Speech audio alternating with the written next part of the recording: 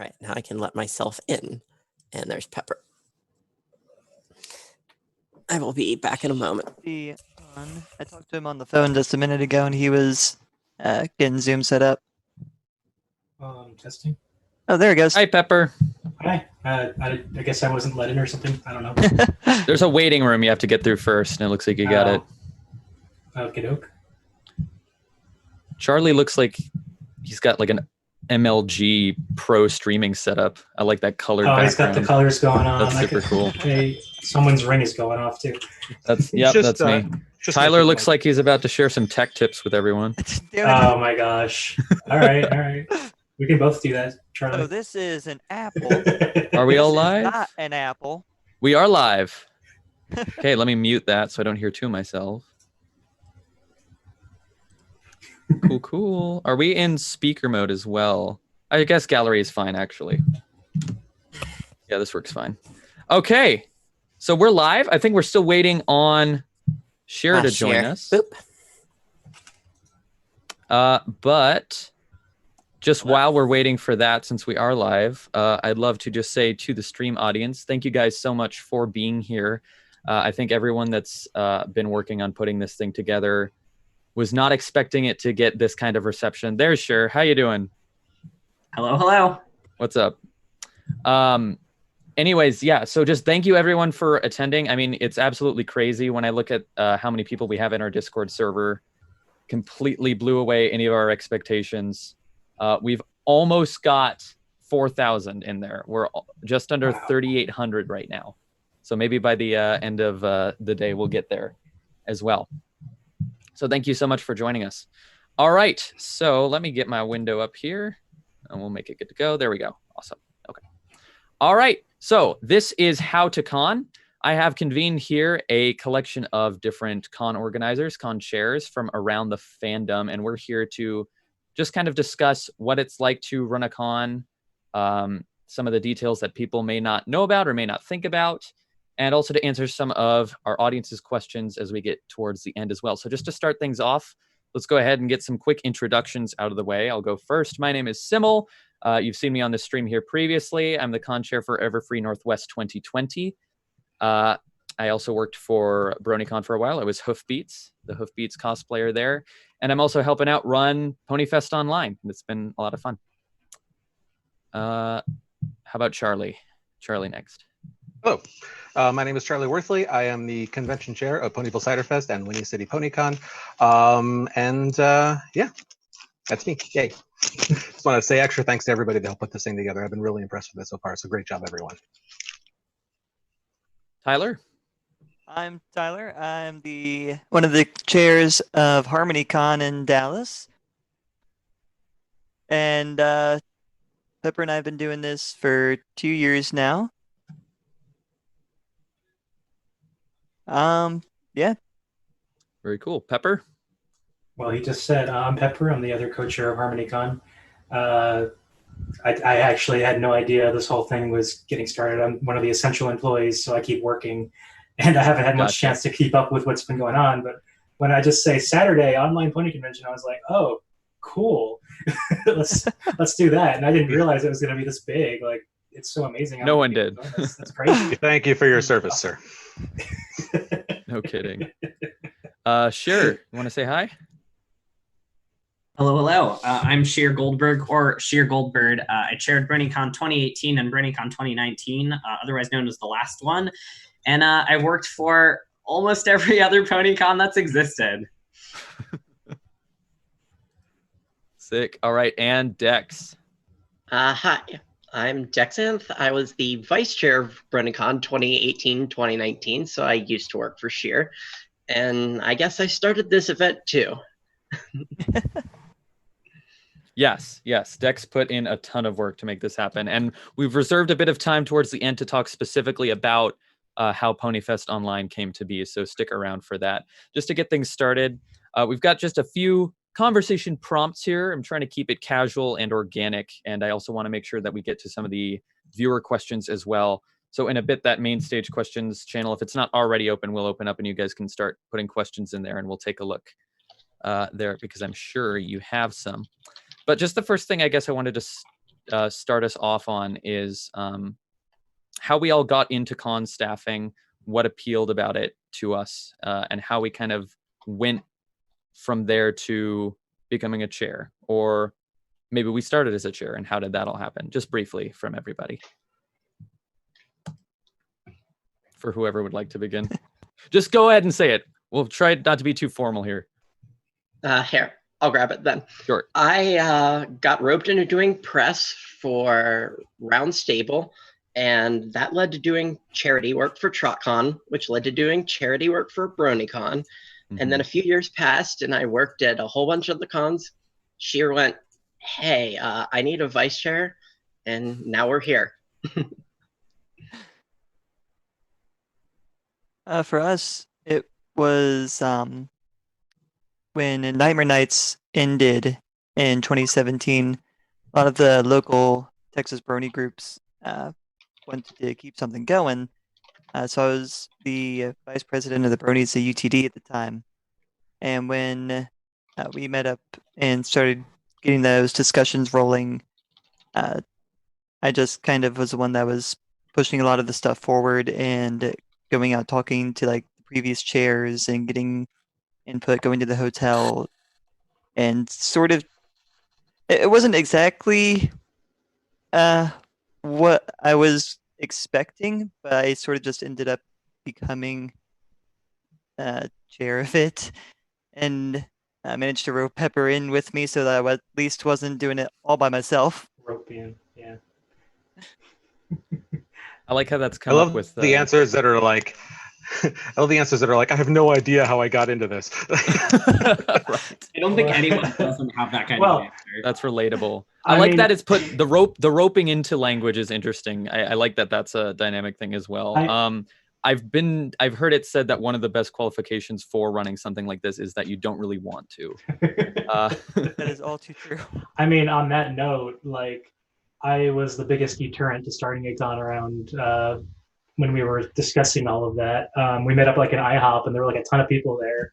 A lot of them were like UTV people, and it only ended up like 3 or 4 people ended up being super serious about actually starting a business and like getting this thing going. And I was like pushing out all of the shade on why it wouldn't work and everything. And Turning you around was fun. right, and then Tyler just kept pushing it. So I was like, I mean, if he's just gonna go ahead and start a business, like I feel like somebody should do it with him that's like gonna at least have some knowledge on what not to do to start a con, because that's what I knew. I knew what not to do based on some prior experience of staffing and sort of being involved with a failed startup con. And then we just kind of went from there, knowing that we didn't know everything and we needed to figure that out before we actually did anything and made the con actually happen. I think one of the things that is actually most helpful to joining any kind of staff at a high level is having previously worked at a lower level for a con that just totally exploded. Like there's no better teacher than firsthand experience of watching a train wreck.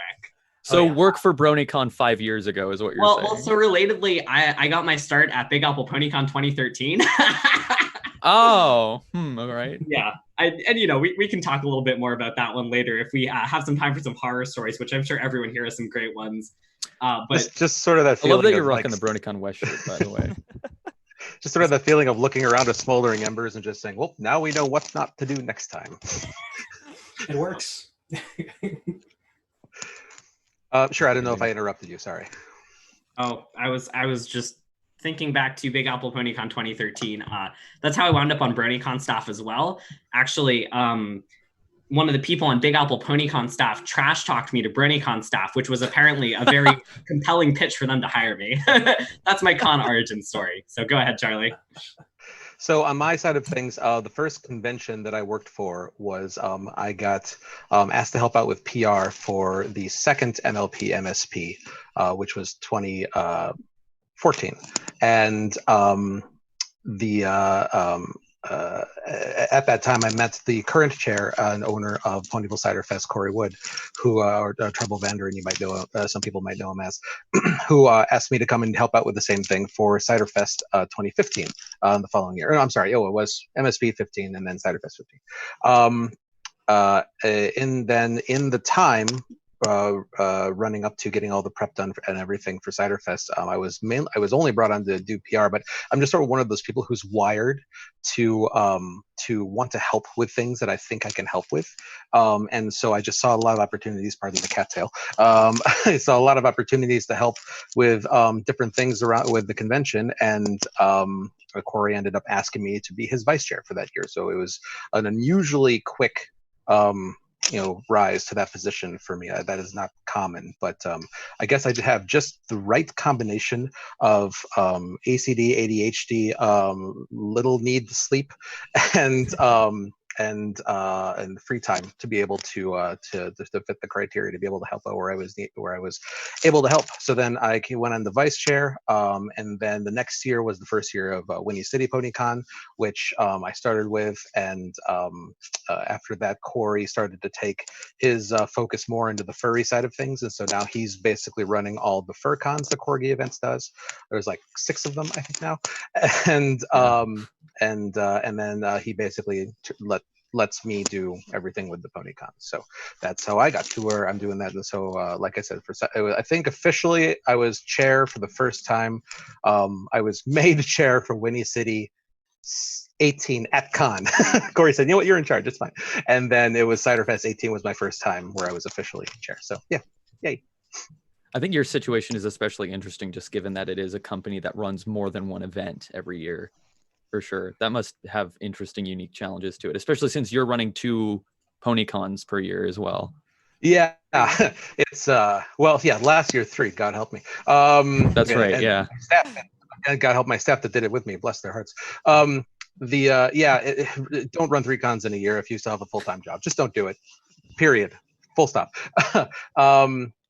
2 is the max number, and the only reason we can pull that off is because we've managed to find a comfortable way to just kind of do like a 6-month-ish cycle between cons. And so we kind of, with a few exceptions of things like venue contracts that need to be done farther out in advance than 6 months, we've pretty much gotten to the point now where the like 90%, 95% of the planning and organizational process we've fit into like a 6-month schedule, so we're able to just finish one, go into the next one. And yeah, I mean, like it helps that we are the size that we are. Our largest event so far has been 1,399 people at Ciderfest 18. So if we were the size of like Everfree, for example, where whenever you scale up in size, that brings in complexity because you have more staff, you have to start to departmentalize things more. I don't know that we'd be able to do that if we got much bigger. That would certainly complicate things quite a bit. But at the size that we are, give or take 1,000 people, it's time consuming, but it's workable. Well, thank goodness. Okay, so let's get into some of these other topics here. One of the first things I have here is why start a con? Should you start a con? How do you start a con? What are the first steps? And maybe not all of us have gone from starting it from the ground up, but I know this is a question that a lot of us tend to get a lot. We get people saying, "Hey, I want to make my own convention over here. What can I do? How can I get a start on that?" And there's probably many different ways to answer that we could go into. I just want to give one very simple answer to one of the questions you just asked. If the answer is how do I start a con, if you're asking that, the answer is you shouldn't be. Yes, agreed. The answer is don't. Yeah, it's I definitely feel like, and pretty much everybody I've spoken to agrees with this, is that the best way to get into doing conventions is to learn them from the inside out. I agree. Get on the staff and work your way up, learn how it works from the inside. Work as many different departments as you can, so you get a good idea of how everything works.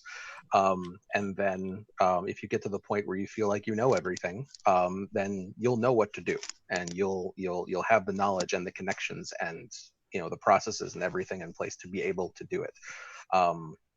Doing it any other way is going to involve many risks unless you bring along other people that can fill in those gaps and know what they're Absolutely. doing. So delegating is huge.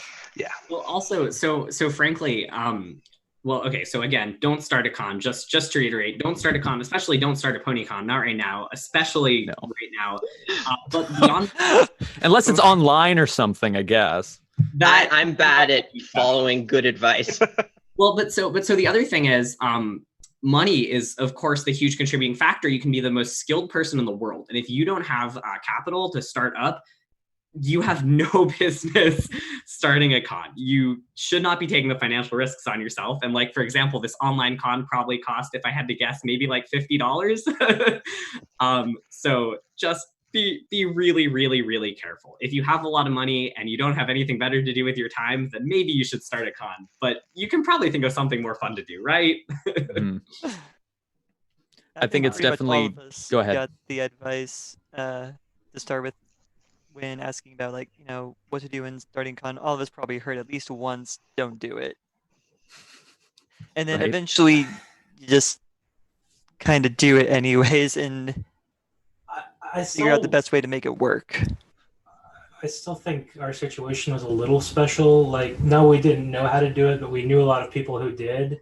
And at least I knew a lot of what not to do.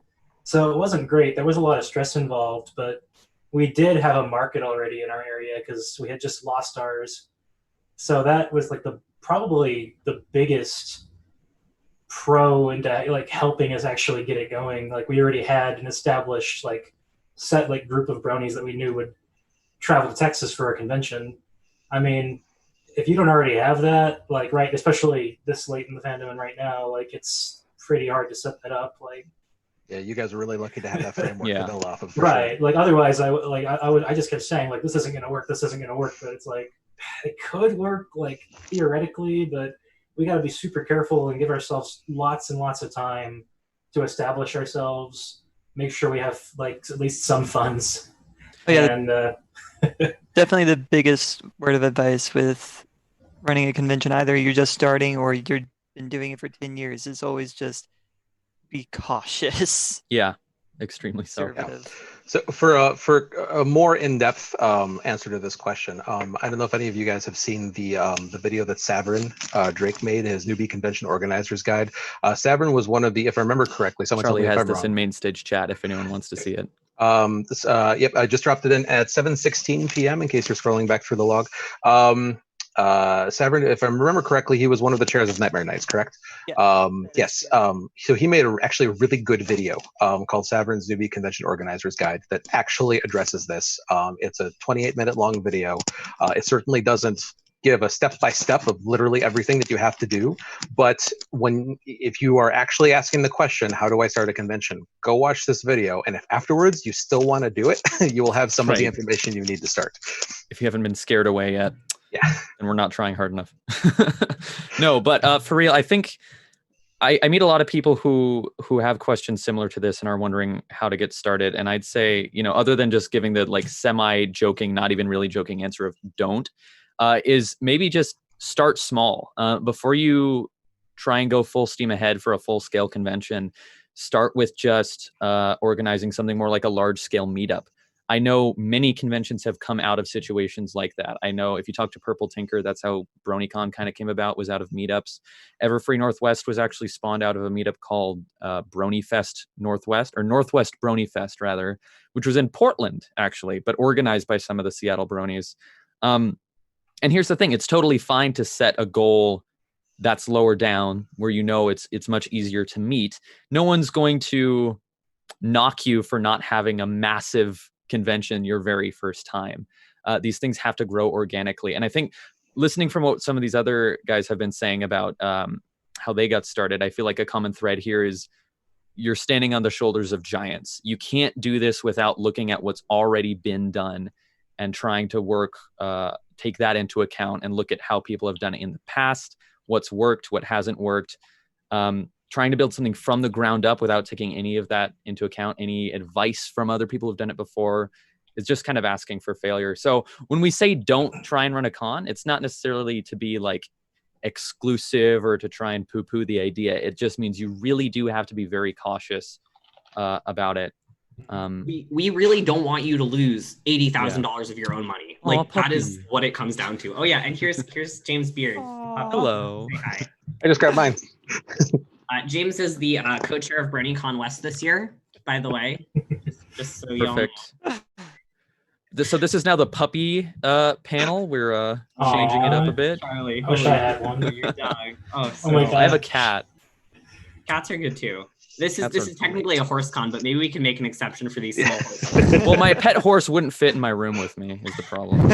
Yeah, we have a greyhound hanging out upstairs. Not our greyhound, but a friend's who is basically just a big horse. Tyler and All I right. just have our little plushies on our heads. I'm going to go ahead and get a dog head on our start pets. on letting people begin to ask questions. So server mod people, if you want to go ahead and unlock the questions chat, people can start.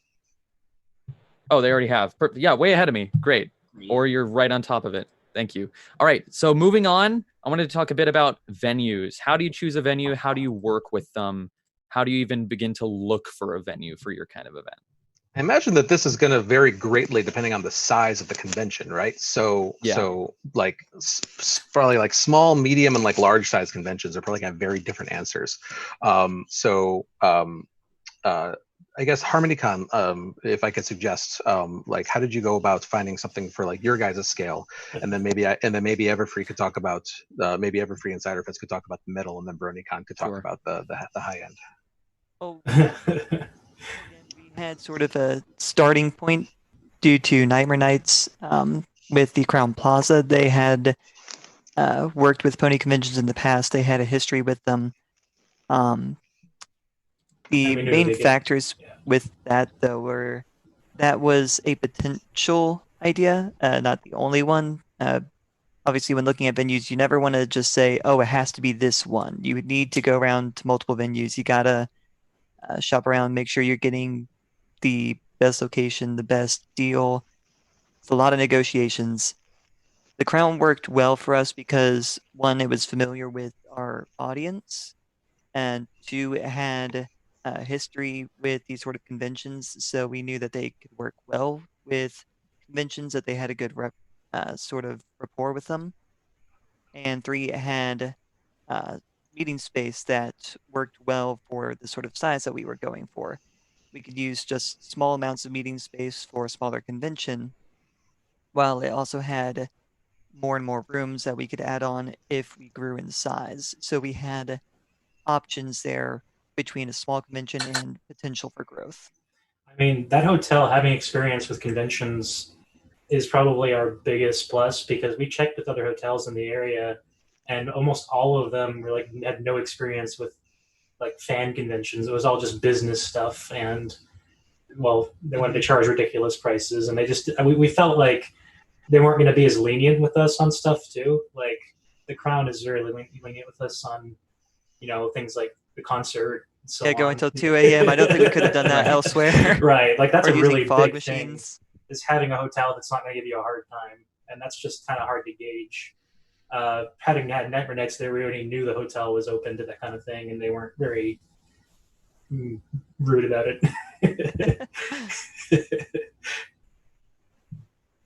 BronyCon, any notes on that? On which part of it? Just sort of the overall venue. How do you figure it out? Oh yeah, sure. The general question. Okay, so just a sort of a non-BronyCon note. If you're kind of looking to start like a small event, talk to your local college, find a college student there and get space at the college. That is actually the first event that I helped with is called 2 Seasons, 2 Days. It was in Nashua, New Hampshire in 2012. And they were at like a random Nashua college. Space was dirt cheap. And, of course, there was plenty of it. Colleges are generally happy to host some stuff like that if you can find a current student. Totally on the other end of the scale, of course, is BronyCon. So BronyCon's situation is a little bit unique because BronyCon was in a convention center, and I think is the only PonyCon to ever have operated in a convention center. If you can avoid operating in a convention center, you should do it. Convention centers are really, really, really hard to work with. So they come with all sorts of fees that are just honestly pretty exorbitant. You usually have to work with union labor. Hotels don't make you do that. And they have a lot of other restrictions that smaller venues don't. So I could go on at length, but just suffice to say, if you are at the scale when you need to be working with a convention center, you should build up a really good relationship with the city. You should build up a really good relationship with hotels near you. And you should make sure that you have ideally 2 people working on this. One is a dedicated person on your staff. don't do like the joint chair venue liaison. Shout out to Josh Jean, who made that work for like 3 years, but he really shouldn't have. So make sure that work is getting spread out, because it is a ton of work. Even at a smaller scale, it's really intense, and the venue relationship is absolutely critical. And the second thing that you should be doing is you should be working with a group or a group, just experienced. You want to be working with somebody who can professionally manage a relationship with a city, with multiple hotels, and really make sure that you're getting like the best deals possible. And I know Experian works with lots of smaller events too. So if you are, even just starting out, they're a great resource. You should absolutely take advantage of them. And they can provide almost any hotel related service your little head can think of. Totally would recommend. Yeah. Anyway, in summary, don't work with a convention center, work with Experian. Every time that so Ponyville Cider Fest is right next to the Wisconsin Center in Milwaukee, and people always say like, "Man, I bet you can't wait till you're big enough where you have to move over to the convention center." I'm just like, I hope not. Every time that is my answer. God, I hope not. Yeah, pretty much everything Shir just said. I have not had to work with a convention center yet, but from everything I've heard, yeah, it's just like doubles the complexity of the entire convention planning process just because of everything that's involved with it.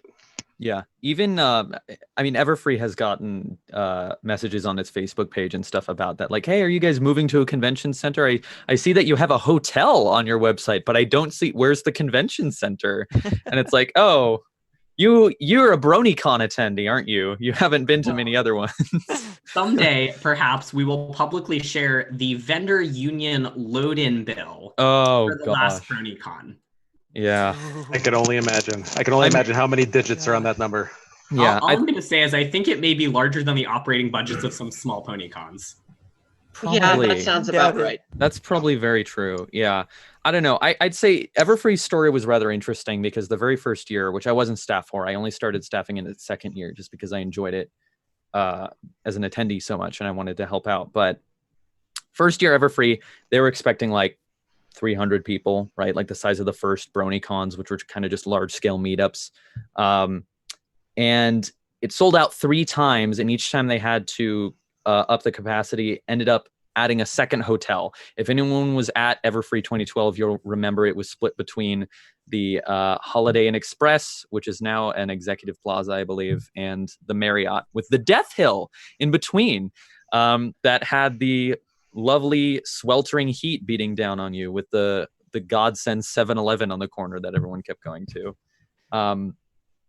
But the next year, it was clear that we needed to expand, so we moved to the Hilton, and then we had a few years there before moving to the DoubleTree, and now we're expecting more growth, and we've moved up to the Hyatt. So again, it's growing with the scale, keeping in mind that you don't have to go big right away. You have to plan for what you can reasonably expect. And I personally haven't dealt much one-on-one with venue relations. I've gotten to know some of the staff with Hilton because the Hilton also owns the DoubleTree, which we were with for many years. But you end up getting a sort of relationship if you've been with a hotel long enough that can definitely help smooth things over and make things run better. Okay, I think we're good to move to another topic now. So, I would say just two more bullet points quick on this topic. If you need to pick a venue for a new con, I would say look at the area. Like look at, you want to have an area where people are going to be able to get to easily. Look at public transportation options, and especially having it be within like 45 minutes, hour top end of a close major airport, I think are big things. Yeah, that's important. Yeah. Well, depending on what your audience is. If you're really only looking for like state locals, then that's less important. But if you're trying to plan a larger event, you are expecting / planning for people to fly into the con, be close to an airport, because if at all possible, be at a hotel that has a shuttle back and forth to the airport. But I say that running 2 cons that does not have that, so that's not always possible. But yeah, transportation and ease of access are probably more important than a lot of other things. Yeah, for sure. All right. This probably like 90% of the job of being chair, and it's how to manage staff, how to run staff structure, how to do recruiting, how to promote a good staff culture. You want to hear tips and tricks. I was going to say earlier that one of the things when it comes to starting or running a convention to begin with is that one of the biggest factors is getting good staff on your side. If you have department heads that know what they're doing, that are competent, that have worked other conventions, your job is going to be so much easier, and the convention's going to do a heck of a lot better. So you want to look, or at least department heads and department co-leads from people that have worked other conventions, that have experience, know what they're doing. I know we asked advice for some of the staff leads from other conventions, asking, hey, is this person, do you think they're a good fit? Do you think they worked really well for your convention? Yeah, absolutely. And to just to emphasize all that, I think it's important to have all that planned for a new convention. Have your leadership figured out before you even announce that the convention is a thing. Because a lot of people, the first question they're going to ask is, well, who's running it? And being able to say, well, it's run by X, Y, and Z people that have A, B, and C experience is going to help a new convention's perception tremendously right out of the gate. Yeah. Right. As me and Tyler are starting a new convention, that goes back to knowing what not to do. And one of those things not to do is try to do everything yourself, because you're not going to know how to do it. You've got to get experienced vendor lead, an experienced concert manager, an experienced con ops. Like, as a con chair, like, you can't run all those departments even if you knew. I mean, you have to have people who can run those departments, and ideally, you want to find people who can run those departments better than you could ever even consider yourself as a new con chair. Like, don't even try. Yep. I know when it comes to more general volunteers, unless there's something majorly big, like some huge red flag, we're pretty accepting of most like first-time volunteers. Everyone starts out somewhere, so you don't need to have worked a convention before to go to work a convention. People that, well, basically all volunteers, something comes up and they don't really do a great job, or they just are more of a hindrance than a help. People are going to notice that. Your other staff are going to notice that. It's going to come up the chain eventually. So in terms of vetting staff, we don't do too much in terms of saying, well, this person did this one little mistake, therefore they're not going to work again. But we do have some standards just to make sure that our staff help our attendees as best as they can. Yeah, and just kind of more broadly, I think a thing people tend to ignore is that as a con chair, you're actually just effectively a manager, and being a manager is really, really hard. You have, in fact, usually a much bigger staff than a professionally employed manager and employees tends to have. So you have to strike a balance, making sure that your direct reports, so your department heads and their co-heads, are empowered and they feel like they can do their job without you breathing down their neck, but also making sure that you're giving them the support that they need. And this is like incredibly hard. I really cannot overstate. People are the heart and soul of any convention, and they are also the absolute hardest part. Yeah. I'm sure everybody in here can think of so many examples. So, I mean, it's 90% of the job is just people skills. People skills is critical. And it's oh, go on. Sorry. I was just gonna say, it's like, and managing a convention staff is like so weird, right? Because it's like everybody is like putting in their time and their effort and their energy to make this thing happen. I mean, like every convention has their own different ways of thanking volunteers for their time, but essentially it's. I hope it's okay that I say this, but it's like it's free labor, right? It's like it's they're not employees, but it's volunteer work.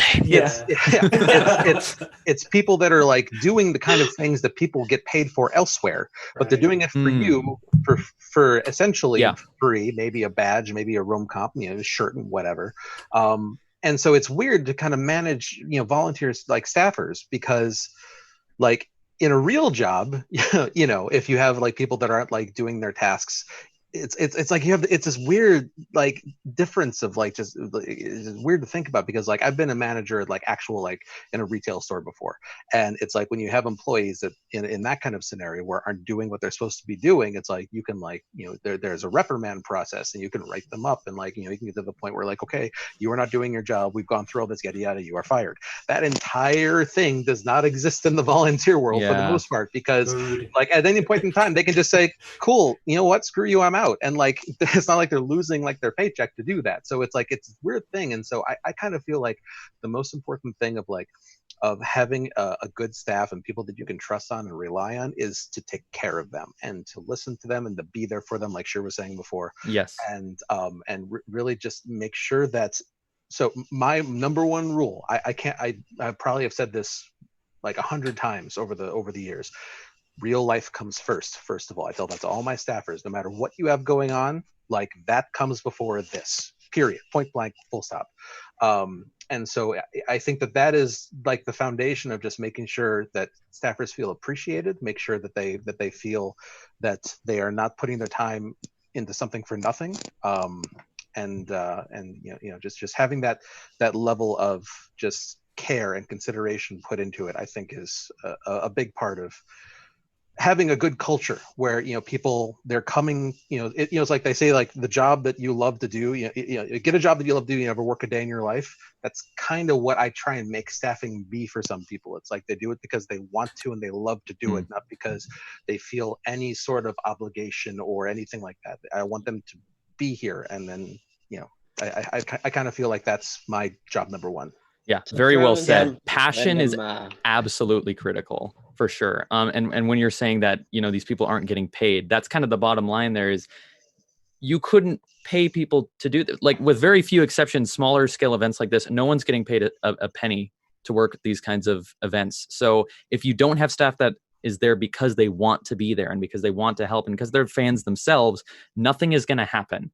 Because the people that you try to bring in, and if you were to pay them money, they're not going to have that passion either. They're not going to be able to provide content that makes sense and clicks with the community that you're trying to serve as well. Like as an easy example, if PonyFest had to pay our staff, that would have been 5 figures bare minimum. Yeah. Except they also would have taken 4 times as long. So probably low 6 figures is the real cost of this event.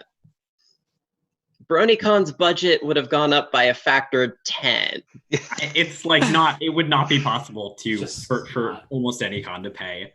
I'm also wondering, can I share my screen really briefly? Because I gave a panel at BronyCon West last year, and I remember this. I had a Bitrate says yes. Okay, go ahead. Let me just share it really quick. I had a slide. Okay, so I gave this panel at BronyCon West about how to run a convention. Actually, well, it was kind of more convention horror stories, but I had this one slide called Cole, Pay Attention. Can you see my screen? Yes. Yes. I love this slide. I have a photo of this on my phone. I'm so happy. So this was right after Cole or Simul had just started sharing Everfree. So I made this slide just for him, but this is kind of, I feel it kind of like summarizes what we've all been saying, because we all effectively, all con chairs have the same kind of view on this stuff. Staff culture is really, really, really important, as, again, everyone has been saying. And you want to make sure your staff are supported, and you want to encourage them and assume that they're going to do awesome stuff and help support them and support yourself. And it's also going to be really, really hard. Anyway, it's now been 8 months since this slide was created. And Cole, I'm sure you have learned these lessons 100 times over. For sure. All right, so I think because I really want to get to some of the questions that were being sent from other people, I'm going to condense the next thing on my list into kind of one thing here. And that's just to talk about, how do you talk to guests? How do you go about approaching an agent to get talent to show up at your con? And we'll take a few minutes on that, and then we'll jump into Q&A before wrapping up with maybe some notes on how PonyFest Online itself got started. So the technical answer is you have to find out who somebody's agent is. You have to send them an offer, and then you go back and forth. And that's the short technical answer in terms of how do you get guests for a convention. I'll let somebody give a more non-technical answer. Go on. Oh, well, for us, we just found somebody who knew how to do that already. Shoulders of giants. Shoulders of giants. It's like you find somebody who can do the job better than you, I mean, that just instills more confidence in everybody. Yeah. I mean, Yeah, just a lot find of somebody conventions will who. have a What? specific. A lot of conventions will have a specific head of VIP relations to sort of handle the minutia of going back and forth. In terms of getting people in general, I'd say just as far as like a non-technical answer, you just want to show them that the convention as a whole is capable, that you are a safe choice to go to, that they're not going to end up standing outside the venue without a hotel room, with no convention going on. Like, good Yeah. VIP heads have pre-existing relationships with them. Like the only reason this event worked is we had staffers who, were able to reach out and build on existing webs of trust. Without that, we couldn't have done it.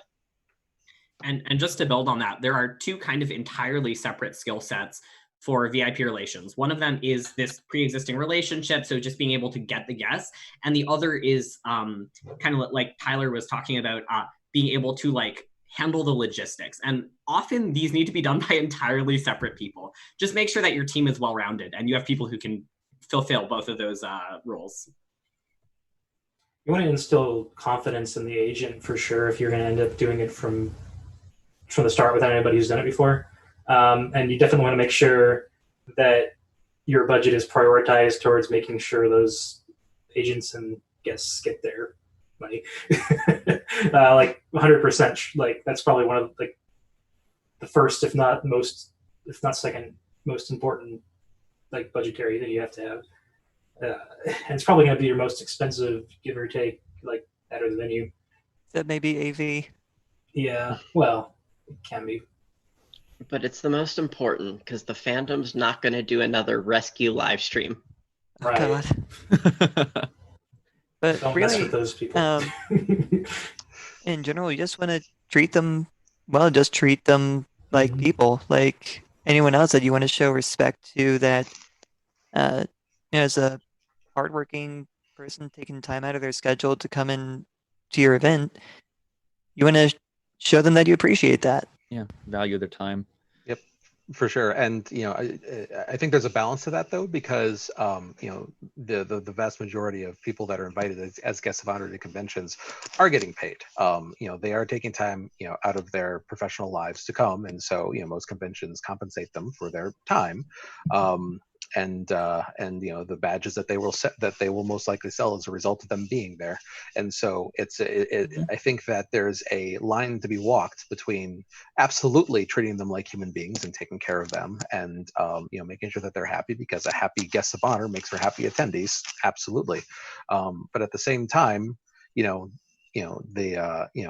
have been lucky where I haven't had to deal with this myself, but I have certainly thought about what I might do if I had a guest that was come, and paid to be there, that was not doing what they were supposed, what they were contractually obligated to do. Yep. And so, there is certainly a line to be walked there, that, again, having that experience and having a person who is, designated as like, the liaison between them and the convention, guest relations director, whatever that title is called for the convention. It's incredibly important that they have relationships with the guests and the agents, and that they can walk that line professionally and appropriately. And keep in mind that there's only so many, right? We're a single IP fandom, so if you upset too many guests, maybe they won't want to come back, and you'll run out of guests. They will go home and they will tell their friends. They will talk. It's kind of the yes. reason the whole LPU thing is like a big issue. It can send ripples through the industry that way. I don't think some people quite realize how close that was to being the end of PonyCons, Yeah. or at least guests at PonyCons. If you find the guests that just enjoy coming and being with the attendees and hanging out with them and just overall seem to have a good time at your convention, like they'll ask if you can bring them back next year, and that's a good feeling. And they'll tell their peers that they had a good time, and then it just helps out next time. Like more show guests will just be asking you, "Hey, can we come to your con? Can we work something out?" And it's a good feeling. Like you just treat them well. They're not like super high-strung people. I mean, it's pretty easy to just show them a good time. Yeah. I know probably one of the biggest questions that con chairs get is, can you have this guest or that guest at the convention? I'm sure all of us has gotten that dozens and dozens of times. Yeah. Yes. Can you get Weird Al? Can you get Maurice LaMarche? Can you get Will Shatner? Oh my gosh. Can you give me $100,000? Right. You want to bankroll that person? Right. Okay. So conveniently, some of the questions I wanted to kind of wrap up on are also ones that attendees are asking. So I'll let them be the ones who ask it so that we can kill two birds with one stone. This is from Choco Pony. Where do you see the future of your con and PonyCons in general going in the next few years? And I'm going to add on to that because a few people have been asking, will we see more of a rise in online cons, Dex? Will there be more PonyFest in the future? And how did this happen anyway? So future of PonyCons. I'll let other people take a crack at it because I suspect my answer is going to be a little long. I'll go first since I speak for two of them. I keep saying that I have every intention on continuing to run Ponyville Cider Fest and Windy City PonyCon as long as people keep coming. Sort of the test for that in my head has been in the past. If attendance drops 2 years in a row for a convention, then the next year will be the last year because that's just showing like a lack of interest. And I kind of want to. I don't want it to run it into the ground. I guess that's more for Winnie City. For Winnie City, that would sort of be my test for that because Winnie City has always been like the smaller sibling to Cider Fest, and running two cons, with the same team and the same brain is challenging for sure. So if it ever got to the point where I saw that Winnie City was dropped in attendance, all things being equal, and I'll come back to that because that's important. 2 years in a row, I would say, okay, you know what? Let's just consolidate and focus our attention, and we'll just do Cider Fest. We'll have one more Winnie City. I certainly would never want to run Winnie City and after the fact say that was the last year. I would always want to make sure I say it in advance that that there will be one more. But anyways, Cider Fest though is sort of another story. That was the one that started first. It's one of the cons that's been around in the fandom for a while. It started in 2014, so it was one of the first. I think it's fair to say. And so I feel like I have more of an obligation is not quite the right word, but I'm going to go with it to kind of keep that one going. So Cider Fest, I kind of feel like I would just keep doing it. If it gets to the point where it's 10 people meeting up at the local IHOP, fine. That's what it turns into. Of course, now this is what I said I would come back to. The last 2 years this year and last year, I've thrown that entire theory straight out the window because what I like to call the BronyCon effect last year, where every single convention's attendance went down because everybody chose wisely. I don't blame anyone for choosing to go to the last BronyCon over any other convention. I fully support anybody. If you could only go to one convention, by all means. That is a landmark event, and I would not fault anybody for doing. Cannot fault anyone for going to that instead of whatever other convention you might have chosen to go to otherwise. So last year was kind of a exception to that whole thing, and this year we've got coronavirus, so this year is kind of an exception to that whole thing too. So I have no idea what's going to happen to Winnie City in the future, except to say I have. Like I said before, I would never want to announce that a con had its last year after the fact. So this, no matter what, no matter how good or bad things get from here on, will not be the last year for Windy City. Windy City will return in 2021. Yay. Hell or high water. So you can count on that. And real quick in the chat, I just want to have everyone give mad props to Charlie too for standing up to this thing and having to deal with things getting rescheduled and canceled at the last minute. You're a trooper, for real. It's a nightmare scenario for all of us. Yeah, absolutely. It's been to say it's been surreal is again not quite the right word, but I'm going to go with it. 2 weeks ago. 2 weeks ago today, I think we announced the rescheduling. A couple days before that, we were starting to see things go downhill very quickly in terms of, with Thursday, things got really bad. And then Friday, the Illinois governor announced I'm seeing everybody in chat room right now. Thank you guys so much. That's you know, it's not just me, but I appreciate it. Thank you. You know, things, you know, with how quickly things changed and went downhill, you know, the Hyatt Regency Schaumburg has been incredibly amazing in helping us and, you know, giving us an opportunity to reschedule the 4th of July weekend. Not the most ideal solution, especially considering other events at the same time, even in our own backyard. But you know, it's having any opportunity to reschedule as opposed to canceling altogether, I would absolutely take that over the alternative. Yeah. And then, so, you know, it's like 2 weeks ago, we're dealing with that. And then a week ago, I thought, okay, well, at least I've got a few months. And then it's just like, oh, guess what? I'm doing a panel today after all. Right. Glad we could get something in for this weekend, you know? It's, no, and, yeah, no, absolutely. And it kind of, I mean, like, the cosmic forces, I think, kind of helped make this happen a little bit, because it's like, you know, as soon as Windy City was rescheduled, for a minute there, I was thinking, okay, maybe I'll have something small for like locals that still want to come out and have a meetup. And then they did the shut-in order. I'm just like, okay, I guess we're not doing that anymore. And but people are just like, well, why don't you do something online? You know, anyways, they're just like, I have absolutely zero experience with like planning anything like that, or like the logistics of something like that. I've got all this other stuff in my mind. I would love to, but I can't. And then you guys crawl out of the woodwork almost literally. So thanks very much to PonyFest Online for filling the void of having a PonyCon this weekend. It's been perfect place great. for a segue. Thank you for ending on PonyFest Online. All right, we are running out of time, so here's what's going to happen. I am going to try my best to go through and answer some of these in text when the panel is over, because we've only got about 10 minutes left. I'm sorry we can't get to them all on the stream. But now I feel is a good place to transition, since Charlie mentioned, to PonyFest. Dex, how did all of this happen? Alrighty. So, long story short, Friday night, Saturday morning, 2 a.m., I had this idea entirely inspired by Ruth's like vendor hall she set up herself for a bunch of people. That was like, well, a lot of people want to go to cons. What if we tried to do that, but like online? And then I went to bed.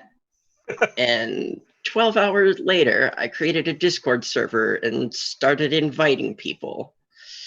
And now we're here. Yes, it's been a week. Yeah, this con literally did not exist a week ago.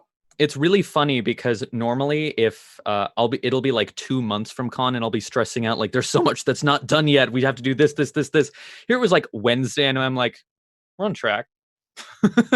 It's just weird how everything got so condensed and everything. This pacing through this past week has felt on point. We've had little issues here and there, but it's been really fun. And I'm personally thankful that it gave me a project to make me feel less depressed being like quarantined in my house. So thank you, Dex. Thanks. Well, seriously, like, you know, people are talking about get the best staff. So I was just like, con chair. Hey, you want to run this events team? And the great thing is I didn't have to think about it from that point onward. You know, Cole knows his stuff. When he had a question, he came to me with it. If he didn't, I knew it was spinning right. So thank you for everything on that regard. Thank you to all of our staff volunteers running the stream. Again, the size of the server is completely unexpected, and really appreciate people stepping up to help us with that, because it's I really want to call out our Discord mods, especially now, because they're unsung heroes of today. Like yeah, no kidding. They've been doing way more work than we anticipated, and just being phenomenal here. Real quick, I just want to just kind of say, like, I appreciate the, you know, the attention, you know, and the shout out to like Windy City and everything for what we had to go through. But I also just want to make sure everybody gives a shout out to everybody over at BabsCon, because, you know, Windy City was lucky. Windy City, you know, we were lucky to get into the situation where we were able to move to different dates. I don't know the first thing about BabsCon's discussions or like their thought process or anything like that, but the fact that they had to come to the decision to cancel entirely, I can't imagine being in that scenario. So just absolute shout out to everyone over at Babs for dealing with the an impossible scenario that I can't even comprehend. Like, yes, many props to Babs. And just as a general heads up to everyone, if you were going to go to a con and that con is now canceled or rescheduled, if you can afford not to ask for a refund on your badge, please do not ask for a refund on your badge. These cons are under tremendous financial pressure right now. And if you can afford to have them keep your $60 or $70, then they would really, really appreciate A lot of these cons are nonprofits. They already don't have great margins.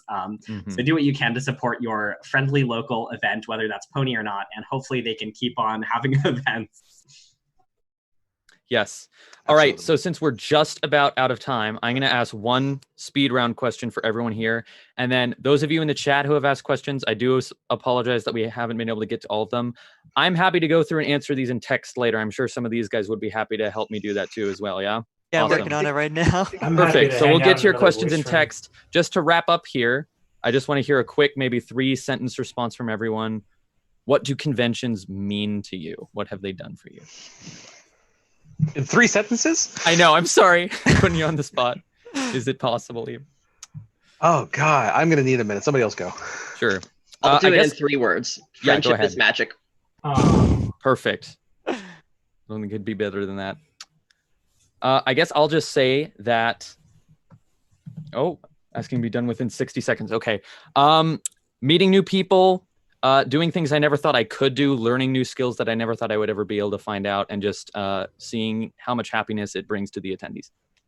I would say just giving back to the fandom that's provided so much to me, and just keeping this thing rolling. I mean, do it for the fandom. Yeah.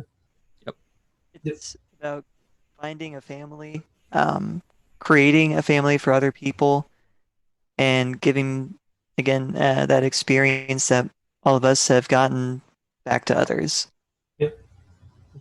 The ability to be in charge of something that has I've seen firsthand bring smiles and joy and happiness and friendship to so many people is probably means more to me than I could ever put into words. It means everything. It literally is in priorities of my life. It's my family and my friends, and then conventions, and then my actual job, Right. and then everything We're else. gonna So yeah. dive in. I think there's one question that a whole bunch of people have been asking tonight about, are we going to do this again? And I can't say anything right now, but maybe Stay tune in at tuned. the end of the stream. You might see something you like. Stay tuned. All right. Did we get everybody? I think so. I would just emphasize, people, Shir. put your questions in the main stage questions. If Our yeah, AV I will team yelling I at will- us, Shir, really quick, and then we've got everyone else on deck for the next one. Okay. Really quick, pony conventions changed the world. I just take a moment and reflect on that. And if you were part of that, if you were staff or you were an attendee, you helped change the world. And that's so cool.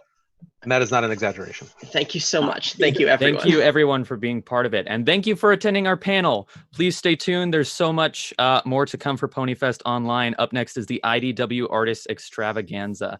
And thank you to all of you guys for joining me today. Thanks for having us. Thank you. All right. Bye, everyone. We will Thank see you you. guys later. Bye.